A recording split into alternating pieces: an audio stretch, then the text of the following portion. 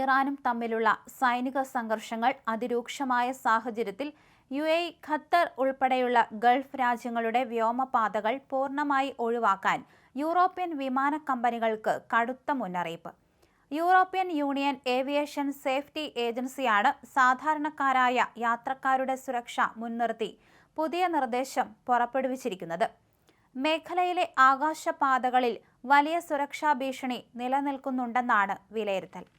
നിലവിലെ വിവരങ്ങൾ അനുസരിച്ച് ജൂലൈ 29 വരെ ഈ സർക്കുലർ പ്രാബല്യത്തിലുണ്ടാകും.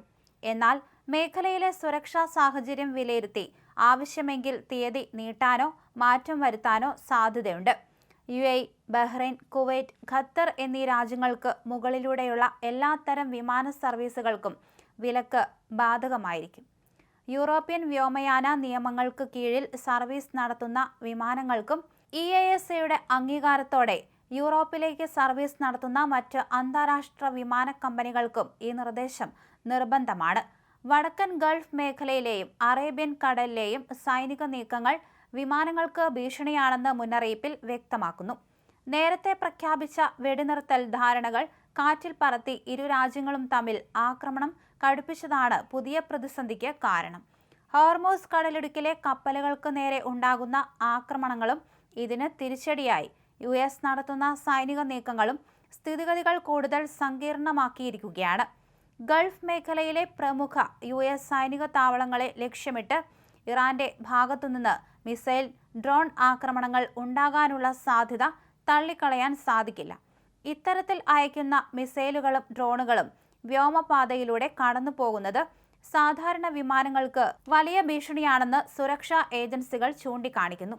സൈനിക പോരാട്ടങ്ങൾക്കിടയിൽ റഡാറുകൾക്ക് സംഭവിക്കുന്ന പിഴവുകൾ കാരണം സിവിലിയൻ വിമാനങ്ങളെ ശത്രു വിമാനങ്ങളായി തെറ്റിദ്ധരിച്ച് ആക്രമിക്കപ്പെടാനുള്ള സാധ്യത വളരെ കൂടുതലാണ്. കൂടാതെ ആകാശത്ത് വെച്ച് ഇവ തകർക്കപ്പെടുമ്പോൾ ഉണ്ടാകുന്ന അവശിഷ്ടങ്ങൾ പതിക്കുന്നതും വലിയ അപകടങ്ങൾക്ക് കാരണമാവുകയും ചെയ്യും. മുൻകൂട്ടി യാതൊരു അറിയിപ്പുമില്ലാതെ ഏത് നിമിഷവും സൈനിക നീക്കങ്ങൾ ഉണ്ടാകാം എന്നതിനാൽ വിമാനങ്ങളുടെ വഴിതിരിച്ചുവിടലിന് വേണ്ടത്ര സമയം ലഭിച്ചെന്നു വരില്ല. ആകാശത്ത് പെട്ടെന്നുണ്ടാകുന്ന ഇത്തരം അടിയന്തര സാഹചര്യങ്ങൾ നേരിടാൻ വിമാന കമ്പനികൾക്ക് വലിയ ബുദ്ധിമുട്ടായിരിക്കും.